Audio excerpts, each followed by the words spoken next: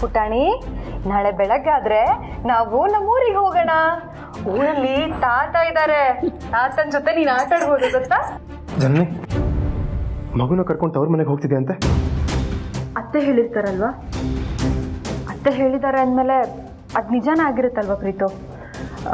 ಸ್ವಲ್ಪ ದಿನದ ಮಟ್ಟಿಗೆ ಕಂಪನಿ ಕೆಲಸ ಎಲ್ಲ ಅತ್ತೆನೇ ನೋಡ್ಕೊಳ್ಳೋದಾದ್ರೆ ನೀನು ನಮ್ಮ ಜೊತೆ ಬಾ. ನೀನು ನಮ್ಮ ಜೊತೆ ಬಂದ್ರೆ ನಂಗೆ ತುಂಬ ಖುಷಿ ಆಗುತ್ತೆ. ಆದ್ರೆ ನನಗೆ ಅಲ್ಲ, ಇದ್ದಕ್ಕಿದ್ದಾಗೆ ಊರಿಗೆ ಹೋಗುವಂಥದ್ದು ಏನಿದೆ? ಹತ್ತಿರದಲ್ಲಿ ಯಾವ ಹಬ್ಬನೂ ಇಲ್ಲ. ಮಾವ ಹುಷಾರಾಗಿದ್ದಾರೆ ತಾನೆ? ಹಾಳಿ ಅಂದರೆ ಹುಷಾರಾಗೇ ಇದ್ದಾರೆ. ಮತ್ತೆ ಮಾವ ಏನಾದರೂ ಮಗುನ ಕರ್ಕೊಂಬರೋದಕ್ಕೆ ಹೇಳಿದ್ರ? ಅಲ್ಲ, ಆ ಥರ ಇದ್ದಿದ್ರೆ ಪಾರ್ವತಿ ಅದಕ್ಕೆ ಮಾವನ ಬರೋದಕ್ಕೆ ಹೇಳ್ತಾ ಇದ್ರು. ಬರೀ ನೀನು ಮತ್ತೆ ಮಗು ಯಾಕೆ? ಇರು, ನಾನೇ ಕಾಲ್ ಮಾಡಿ ಕೇಳ್ತೀನಿ. ಅಪ್ಪ ಏನು ಬರೋದಕ್ಕೆ ಹೇಳಿಲ್ಲ. ಮತ್ತೆ ಯಾಕೆ ಊರಿಗೆ ಹೋಗ್ತಿರೋದು? ಜನನಿ, ನಿನ್ನಿಂದ ಕೇಳ್ತಿರೋದು. ನನ್ನ ಮಗು ನನ್ನ ಜೊತೆನೇ ಇರಲಿ ಅನ್ನೋ ಕಾರಣಕ್ಕೆ. ನನ್ನ ಮಗುನ ನನ್ನಿಂದ ಯಾರು ದೂರ ಮಾಡದೇ ಇರಲಿ ಅನ್ನೋ ಕಾರಣಕ್ಕೆ.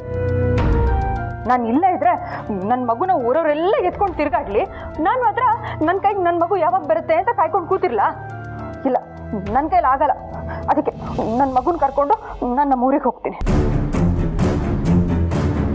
ನನ್ನ ಮಗುಗೆ 1 ವರ್ಷ ತುಂಬೋ ತನಕ ನಾನು ಅಲ್ಲಿಂದ ಬರಲ್ಲ.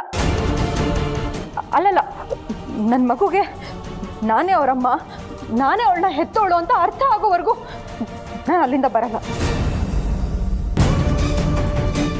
ನೀನು ಹೆತ್ತು ಮಗುನ ನಿನ್ನಿಂದ ಯಾರು ದೂರ ಮಾಡ್ತಿದ್ದಾರೆ? ಊರವರೆಲ್ಲ ಮಗುನ ಎತ್ಕೊಂಡು ಓಡಾಡ್ತಿದಾರ. ಯಾರು ಊರವರೆಲ್ಲ? ಆದಿತ್ಯ. ದ್ರೋಣ? ಹಾಂ, ನೆನೆ ಆದಿತ್ಯ ಮಗುನ ಹೇಳ್ದೆ ಕೇಳ್ದೆ ಆಚೆ ಕರ್ಕೊಂಡು ಹೋಗ್ಬಿಟ್ಟಿದ್ನಲ್ಲ ಅಳಿ ಅಂದರೆ, ಅದು ನೆನಪಾಗಿ ಅವಳು ಟೆನ್ಷನ್ ಮಾಡ್ಕೊಂಡ್ಬಿಟ್ಟಿದ್ದಾಳೆ. ಇನ್ನೂ ಇಲ್ಲೇ ಇದ್ರೆ ಮತ್ತೆ ಅದೇ ಥರ ಆಗಿ ಆಗಿ ಎಲ್ಲಿ ತನ್ನ ಮಗುನ ಕಳ್ಕೊಂಡ್ಬಿಡ್ತಾಳೋ ಅಂತ ಭಯ ಶುರುವಾಗ್ಬಿಟ್ಟಿದೆ ಪಾಪ ಅವಳಿಗೆ. ಅದಕ್ಕೆ ಊರಿಗೆ ಹೋಗಬೇಕು ಅಂತ ನಿರ್ಧಾರ ಮಾಡಿಬಿಟ್ಟಿದ್ದಾಳೆ. ಹೌದು ಜನನಿ, ನೀನು ಮಗುನ ಕರ್ಕೊಂಡು ಊರಿಗೆ ಹೋಗ್ತಿರೋ ಕಾರಣ ದ್ರೋಣ? ಹೌದು.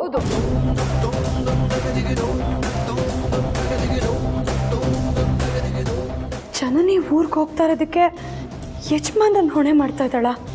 ಜನನಿ, ಬ್ರೋ ಯಾರಿಗೂ ಹೇಳ್ದಂಗೆ ಮಗುನ ಕರ್ಕೊಂಡು ಶಾಪಿಂಗ್ ಹೋಗಿದ್ದಕ್ಕೆ ಬ್ರೋಗೆ ಹರ್ಟ್ ಆಗೋ ಥರ ಬೈದೆ. ಆಮೇಲೆ ನಿಂದೆ ತಪ್ಪು ಅಂತ ರಿಯಲೈಸ್ ಆಗಿ ಅವ್ರ ಹತ್ರ ಸಾರಿನೂ ಕೇಳಿದೆ ಅಲ್ವಾ? ಹಾಗೆ ಬೇಕಾದ್ರೆ ಮಗುನ ಹೊರಗಡೆ ಕರ್ಕೊಂಡು ಹೋಗ್ಬನ್ನಿ ಅಂತಲೂ ಹೇಳಿದೆ. ಈಗ ನೋಡಿದ್ರೆ ಎಲ್ಲ ಉಲ್ಟಾ ಹೊಡಿತಿದೆಯಲ್ಲ, ಯಾಕೆ?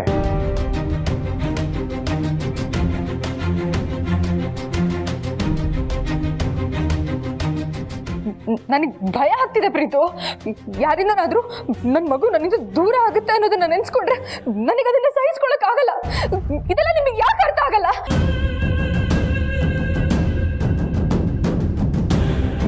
ಜನನಿ, ಜನನಿ ಏನಾಯ್ತಮ್ಮ?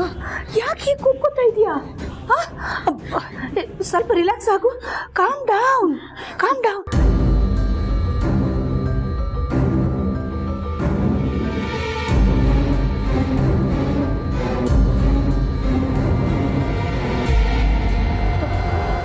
ತಗೋ, ಸ್ವಲ್ಪ ನೀರು ಕುಡಿ. Relax, cool down, cool down. ನನ್ನ ಮಗು ಹಾಗೆ ಬೆಳಿಬೇಕು, ನನ್ನ ಹತ್ರನೇ ಬೆಳಿಬೇಕು. ನನ್ನ ಮಗುನ ನಾನು ಮೊದಲು ಇನ್ನೂ ದೂರ ಕರ್ಕೊಂಡು ಹೋಗ್ತೀನಿ. ನನ್ನ ಮಗು ಏನಾದರೂ ನನ್ನಿಂದ ದೂರ ಹೋಗುತ್ತೆ ಇರೋದಾದ್ರೆ ನಾನಂತೂ ಬದುಕಿರಲ್ಲ, ನಾನು ಸತ್ತೋಗ್ಬಿಡ್ತೀನಿ. ಜನನಿ, ಹಾಗೆಲ್ಲ ಮಾತಾಡಬಾರ್ದಮ್ಮ. Cool down, calm down. ನಾಳೆ ನೀನು ನಿನ್ನ ಮಗುನ ಕರ್ಕೊಂಡು ನಿನ್ನ ತವ್ರ ಮನೆಗೆ ಹೋಗ್ತೀಯ.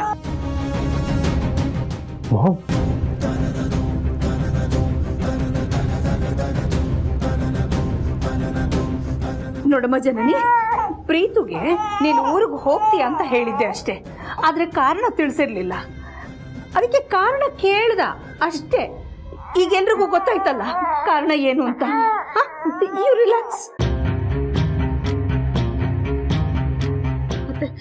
ನಿಜವಾಗ್ಲೂ ನಾಳೆ ನನ್ನ ಮಗುನ ನನ್ನ ಜೊತೆ ಊರಿಗೆ ಕಳಿಸ್ತೀರಾ ಅಲ್ವಾ? ಅಯ್ಯೋ, ಯಾಕಮ್ಮ ಇಷ್ಟೆಲ್ಲ ಅಪ್ಸೆಟ್ ಆಗ್ತಿದ್ಯಾ? ನೋಡು ಜನನಿ, ಇದು ನೀನು ಹೆತ್ತು ಮಗು. ಅದು ಎಲ್ಲಿ ಯಾವಾಗ ಹೇಗೆ ಬೆಳಿಬೇಕು ಅಂತ ನಿನಗನ್ಸುತ್ತೋ ಹಾಗೆ ಬೆಳೆಯುತ್ತೆ. ಧೈರ್ಯವಾಗಿರಮ್ಮ. ನಾಳೆ ಮಗುನ ಕರ್ಕೊಂಡು ನೀನು ಊರಿಗೆ ಹೋಗೋವಿ ಅಂತೆ.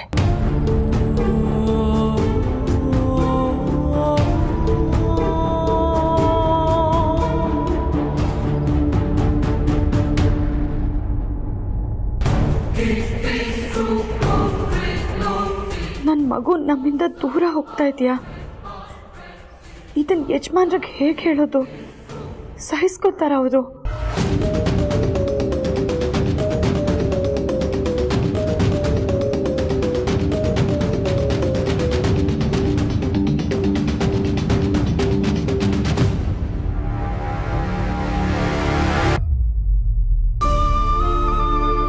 ಪಾರ್ವತಿ,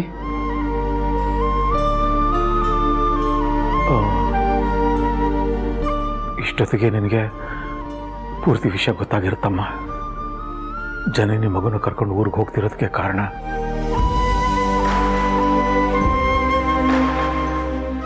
ಗೊತ್ತಾಯ್ತು ಮಾವ. ಯಜಮಾನ್ರೆ ಅಂತ. ಯಜಮಾನ್ರು ಒಂದು ಅರ್ಧ ದಿನ ಮಗು ಜೊತೆ ಸಮಯ ಕಳೆದಿದ್ದಕ್ಕೆ ನಮ್ಮೆಲ್ರಿಗೂ ಇಷ್ಟು ದೊಡ್ಡ ಶಿಕ್ಷೆ ಸಿಗುತ್ತೆ ಅಂತ ನಾನು ಕಲ್ಪನೆನೂ ಮಾಡ್ಕೊಂಡಿರಲಿಲ್ಲ.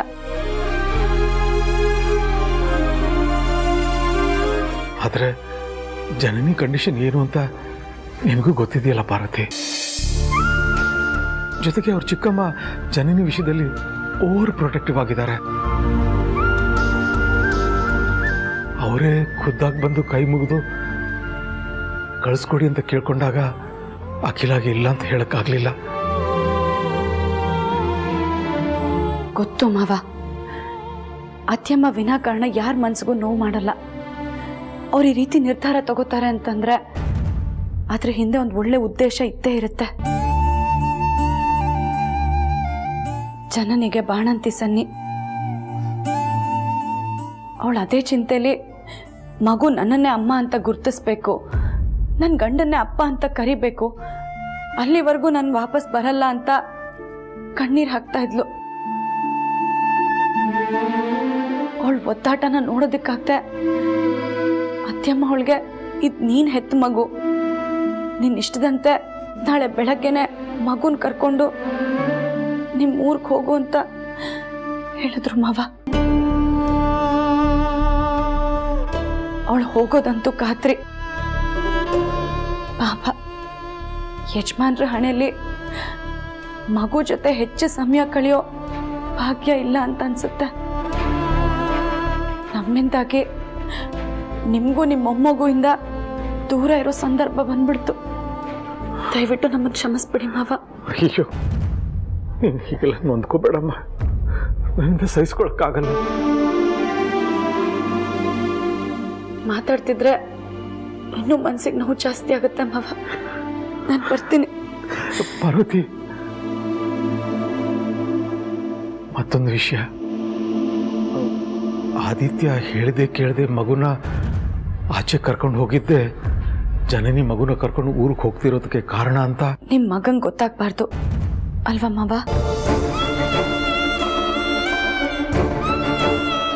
ಗೊತ್ತಾದ್ರೆ ತುಂಬಾ ನೊಂದ್ಕೋತಾನೆ. ಆ ಕಾಳಜಿ ನನಗೂ ಇದೆ ಮಾವ, ಚಿಂತೆ ಮಾಡಬೇಡಿ.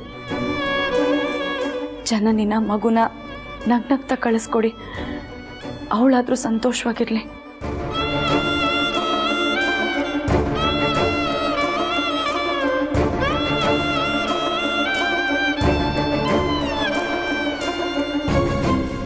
ಏನು, ನಮ್ಮ ಪಾರ್ವತಿ ಮಗುನ ಜನನಿ ಅಮ್ಮವರು ಊರಿಗೆ ಕರ್ಕೊಂಡು ಹೋಗ್ತಿದಾರಾ? ಅದು ಮಗು ಜನನಿ ಅಮ್ಮನ್ನ ಚಿಕ್ಕ ಯಜಮಾನರನ್ನ ಅಪ್ಪ ಅಮ್ಮ ಅಂತ ಗುರ್ತಿಸೋವರೆಗೂ ಹಿಂತಿರುಗಿ ಬರಲ್ವಾ? ಮೊದಲು ಇದನ್ನ ದಾಮಿನಿ ಮೇಡಮ್ ಗಮನಕ್ಕೆ ತರಬೇಕು. ಅವರಾದರೂ ಇದನ್ನು ತಡೆಯೋಕೆ ಏನಾದರೂ ಪ್ರಯತ್ನ ಮಾಡ್ಬೋದು.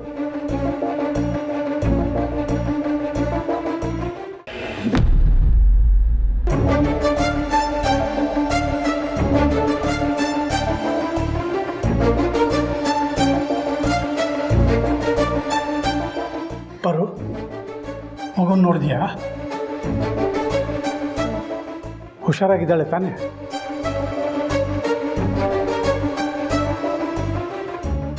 ಮತ್ತೆ ಯಾಕೆ ನೀನು ಸೊಪ್ಪಿದೀಯಾ? ನಾಳೆ ಬೆಳಗಾದ್ರೆ ಜನನಿ ನನ್ನ ಮಗುನ ಕರ್ಕೊಂಡು ಊರಿಗೆ ಹೋಗ್ತಾಳಂತಪ್ಪ. ಯಾವ ಊರಿಗೆ? ಅವ್ರ ಹಳ್ಳಿಗೆ. ಅಯ್ಯೋ ಅಷ್ಟೇನಾ? ಜನನಿ ಹೆರಿಗೆ ಆದಮೇಲೆ ತವ್ರ ಮುಖ ನೋಡೇ ಇಲ್ಲ. ವೀರಯ್ಯ ಅಪ್ಪವ್ರಿಗೂ ಹುಷಾರಿಲ್ಲ ಅಂಥೇಳಿ ನಾಮಕರಣಕ್ಕೂ ಅವ್ರು ಬರೋಕ್ಕಾಗಲಿಲ್ಲ. ಅದಕ್ಕೆ ಜನನಿ ಮಗುನ ನೋಡೋ ಆಸೆಗೆ ಕರ್ಸ್ಕೊತಾ ಇರ್ಬೋದು. ಅಲ್ಲದೆ ಜನನಿ ತವ್ರ ಮನೆಗೆ ಹೋದರೆ 2-3 ದಿವಸಕ್ಕಿಂತ ಜಾಸ್ತಿ ಇರೋದೇ ಇಲ್ವಲ್ಲ, ಈಗಲೂ ಅಷ್ಟೇ. ಆದರೆ ಇವಾಗ ಅವಳು ಹೋಗ್ತಾ ಇರೋದು 2-3 ದಿನದ ಮಟ್ಟಿಗೆ ಅಲ್ಲಪ್ಪ. ಅವಳನ್ನ ಮಗು ಅಮ್ಮ ಅಂತ ಗುರ್ತಿಸ್ಬೇಕಂತೆ. ಅಲ್ಲಿವರೆಗೂ ಅವಳು ಅಲ್ಲೇ ಇರ್ತಾಳಂತೆ. ಇದೇ ನಮ್ಮ ವಿಚಿತ್ರ. ಯಾಕಂತ ಈ ನಿರ್ಧಾರ? ಯಜಮಾನ್ರು ಫೋನ್ನ ಮನೇಲಿ ಬಿಟ್ಟು ಮಗುನ ಆಚೆ ಕರ್ಕೊಂಡು ಹೋಗಿದ್ರಲ್ಲ, ಅದೇ ಕಾರಣ.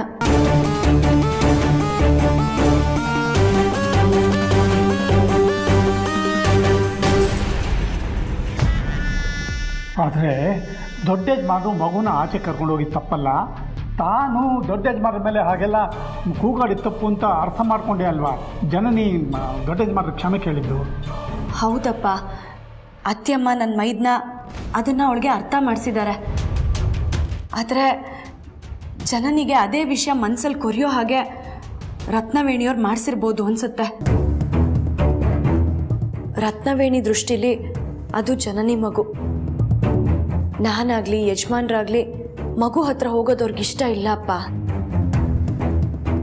ಅದಕ್ಕೆ ಜನನಿ ಮನಸ್ಸಲ್ಲಿ ಮಗು ಬಗ್ಗೆ ಅಭದ್ರತೆ ಭಾವನೆ ಹುಟ್ಟೋ ಹಾಗೆ ಮಾಡಿ ಅವಳ ಬಾಯಲ್ಲೇ ನಾನು ಊರಿಗೆ ಹೋಗ್ತೀನಿ ಅಂತ ಹೇಳ್ಸಿದ್ದಾರೆ ಅಂತ ಅನ್ಸುತ್ತೆ. ಆದರೆ ಇದು ಅತ್ಯಮ್ಮಂಗೆ ಅರ್ಥ ಆಗ್ತಿಲ್ಲಪ್ಪ. ನಾವು ಅರ್ಥ ಮಾಡಿಸೋದಕ್ಕಾಗ್ತಾ ಇಲ್ಲ. ಪಾಪ ಅತ್ಯಮ್ಮ ಜನನಿ ಒತ್ತಾಟ ಕೂಗಾಟನ ನೋಡೋದಕ್ಕಾಗದೆ ಈ ಮಗು ನಿಂದು, ನಿನ್ನ ಮಗು ಎಲ್ಲಿರಬೇಕು ಎಲ್ಲಿ ಬೆಳಿಬೇಕು ಅನ್ನೋದು ನಿನ್ನ ನಿರ್ಧಾರ. ನಾಳೆ ಬೆಳಗ್ಗೆ ಆಗ್ತಿದ್ದ ಹಾಗೆ ನಿನ್ನ ಮಗುನ ಕರ್ಕೊಂಡು ನೀನು ಊರಿಗೆ ಹೋಗು ಅಂತ ಅವಳನ್ನ ಸಮಾಧಾನ ಮಾಡ್ತಿದ್ರಪ್ಪ.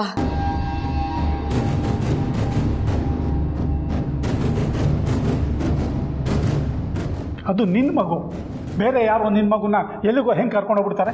ನಾನು ಈಗಲೇ ಹೋಗಿ ತಡಿತೀನಿ. ಬೇಡ, ಆ ಮಗು ತಂದೆ ದೊಡ್ಡ ಯಜಮಾನ, ಅವ್ರಿಗೆ ಫೋನ್ ಮಾಡ್ತೀನಿ. ಅವರೇ ಮಗುನ ಊರಿಗೆ ಕರ್ಕೊಂಡು ಹೋಗೋದು ತಡೀಲಿ. ಯಜಮಾನ್ರಿಗೆ ಮಗು ಊರಿಗೆ ಹೋಗ್ತಾರೋ ವಿಚಾರ ಗೊತ್ತಾಗೋದು ಬೇಡ ಅಪ್ಪ. ಯಾಕೆ ಅಂದರೆ ಮಗುನ ಇಲ್ಲಿಂದ ದೂರ ಕರ್ಕೊಂಡು ಹೋಗ್ತಾ ಇರೋದು ಒಂದು ರೀತಿ ಒಳ್ಳೇದೆ. ನಾನು ಯೋಚನೆ ಮಾಡಿ ನೋಡಿದೆ ಅಪ್ಪ.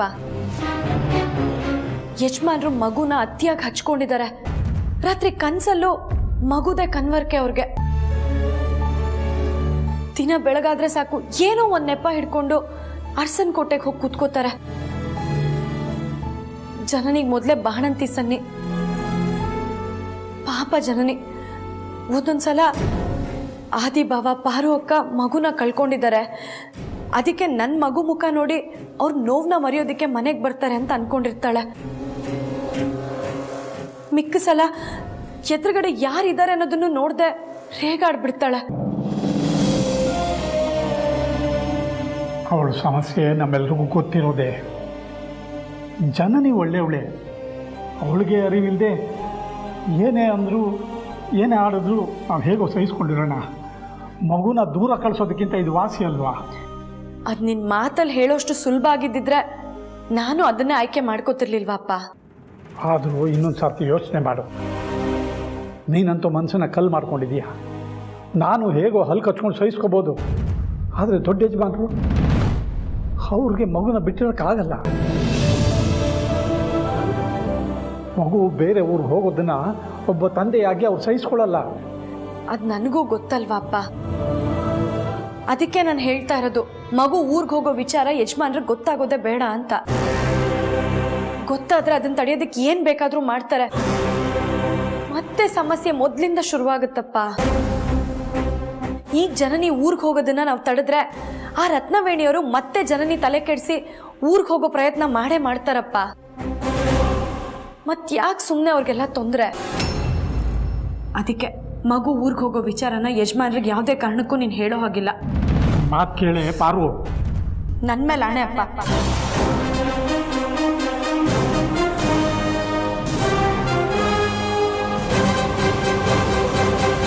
ಪಾರು,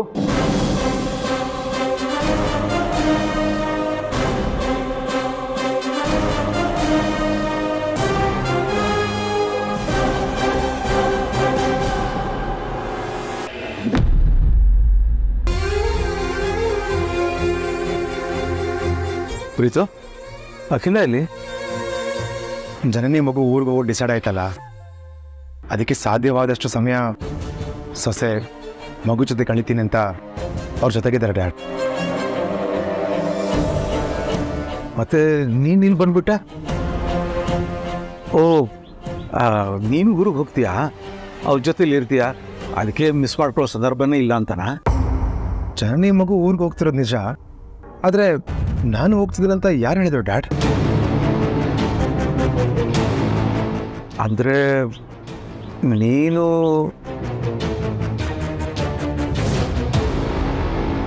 ಜನನಿ ಒಪ್ಕೊಂಡ್ಲಾ? ಜನನಿಗೆ ನಾನು ಹೋಗಲ್ಲ ಅನ್ನೋದಕ್ಕಿಂತ ಅವಳ ಜೊತೆ ಮಗುನ ಕಳಿಸ್ಕೊಟ್ರೆ ಸಾಕು ಅನ್ನೋ ಮನಸ್ಸು ತಿಳಿದಾಳೆ. ನಾನು ಹೋಗೋದ್ರ ಬಗ್ಗೆ ಹೆಚ್ಚು ಮಾತಾಗಲಿಲ್ಲ.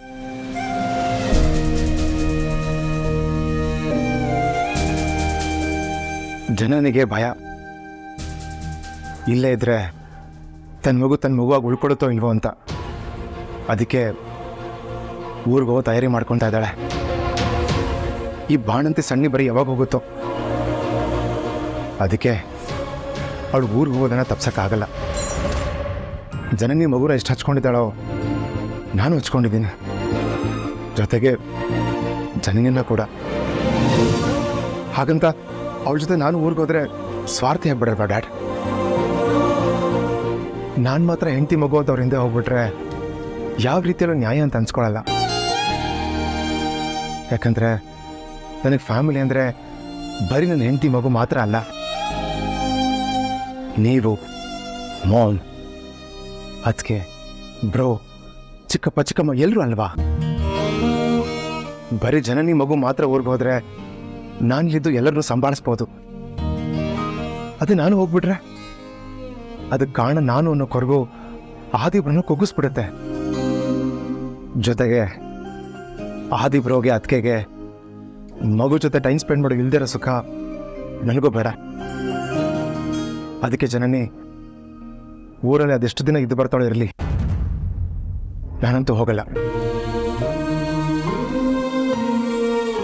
ಅಲ್ಲ ಪ್ರೀತು, ಮಗು ನನ್ನ ಅಮ್ಮ ಅಂತ ಗುರುತಿಸೋವರೆಗೂ ನಾನು ವಾಪಸ್ ಬರಲ್ಲ ಅಂತಿದ್ದಾಳೆ.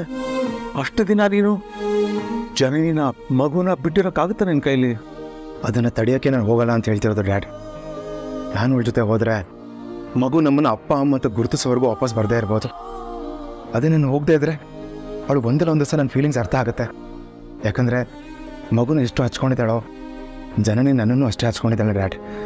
ನಾನು ಇಲ್ಲೇ ಉಳ್ಕೊಂಡ್ರೆ ಜನನಿ ಮಗುನ ವಾಪಸ್ ಬೇಗ ಕರ್ಕೊಂಡು ಬರ್ತಾಳೆ.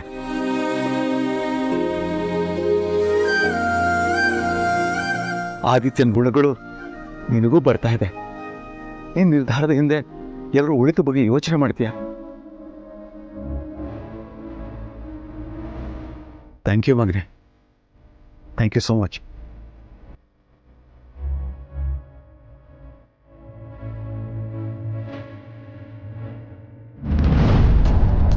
ಪಾರು, ಸಾತಿ ಹತ್ರ ಮತ್ತೇನೇ ಧ್ಯಾನ ಮಾಡಿಸ್ಕೊತಾ ಇದ್ದೀನಿ.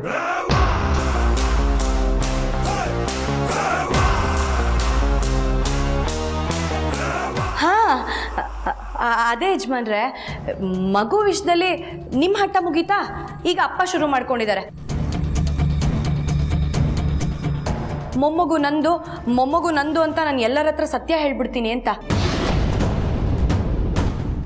ಅದಕ್ಕೆ ನೀನು ಯಾರ ಹತ್ರನೂ ಮೊಮ್ಮಗು ನಿಂದು ಅಂತ ಸತ್ಯ ಹೇಳಬಾರ್ದು ಅಂತ ಭಾಷೆ ತಗೋತಾ ಇದ್ದೆ. ಹೌದಾ ಸಾರ್ಥಿ, ನೆನ್ನೆ ನಡೆದಿದ್ದು ಇಷ್ಟು ಬೇಗ ಮರ್ತು ಬಿಟ್ರಾ?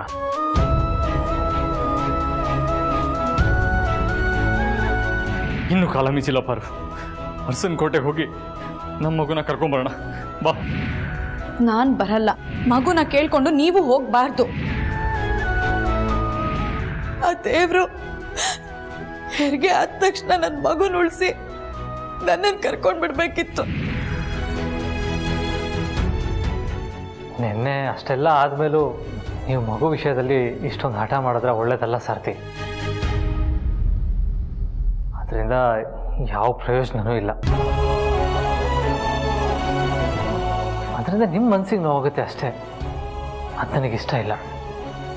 ನಮ್ಮಪ್ಪ ನನ್ಗೆ ಗಾಣೆ ಮಾಡಿದಾರಲ್ಲ ಯಜಮಾನ್ರೆ, ಅದನ್ನ ಮರೆಯಲ್ಲ ಮುರಿಯಲ್ಲ ಅಲ್ವಾ ಅಪ್ಪ?